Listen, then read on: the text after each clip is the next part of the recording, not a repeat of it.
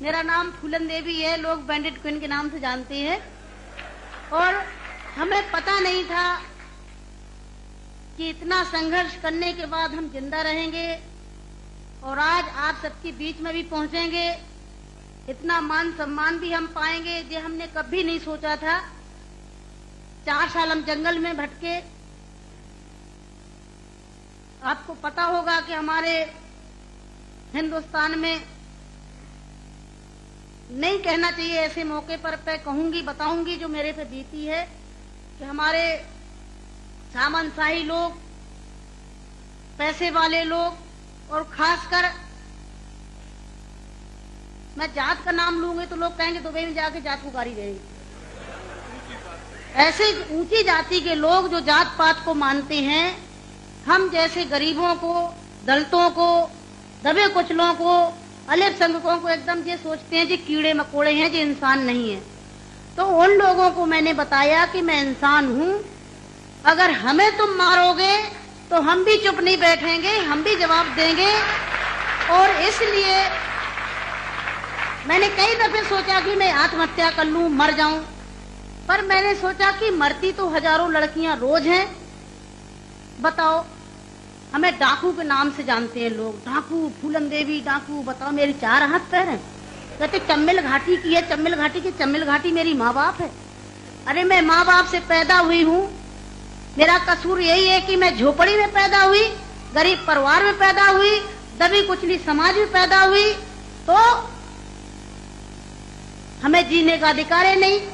मेरे भाई और बहनों, मैंने कोई बुरा काम नहीं किया। मैं तो वहां भी मंच में बोलती हूँ, अब्बू भाई के साथ में तो कई सभाएं हुई हैं, बहुत बड़ी बड़ी सभाएं हुई हैं, कि मैंने कोई बुरा नहीं किया है। आपने सुना होगा, सुना का आप तो वहीं के सब रहने वाले हैं, कुछ हमारे भाई हैं यहाँ के, है कि एक सीता के कारण इतने बड़े जो रावण का आज तक पुतला फूंकते हैं, उसका यही कसूर था कि खाली एक औरत को उठा ले गया तो आज तक पुतला फूंकते हैं। मैंने क्या बुरा किया? मेरे साथ भी ऐसे रावणों ने अत्याचार किया, मैंने उन रावणों को जवाब दिया। फूलन देवी को डाकू है, डाकू है। अरे वो तो माननीय मुलायम सिंह जी की देन है, नहीं नाम लेना चाहिए, जो आज हम समाज के अंदर खड़े हैं। और नहीं तो इतनी बड़ी साजिश रची थी, हमने कोई बुरा काम नहीं किया। जिन्होंने हमें सताया, हमें समाज में रहने लायक नहीं रखा, तो गुस्सा में इंसान अच्छा काम नहीं करता, गुस्सा में गलत ही करता है। और जो कुछ भी हुआ, अच्छा और बुरा, सबक सिखाने के लिए कि हम जैसी बहन बेटियों के साथ अन्याय अत्याचार करोगे तो कोई भी महिला घर से बाहर निकल के और अपने अधिकारों की लड़ाई लड़ने के लिए मैदान में खड़ी हो जाएगी। तो मेरे भाई और बहनों, हमें तो डाकू घोषित कर दिया। जब मैं चुनाव लड़ने जाती हूँ तो सब एक ही भाषण रहते हैं, किसी के और कोई भाषण नहीं रहते हैं। बताओ, मैं डाकू दिखाई देती हूँ? क्या होता डाकू है? तुमने हमें सताया, हमें लूटा पीटा। डाकू तो वो बेईमान जो हम जैसी महिलाओं को लूटते पीटते हैं। तो मेरे भाई और बहनों, 4 साल में जंगल में भटकी, 11 साल में जेल में रही, और जेल में भी हमें पागलों के साथ रखा गया था।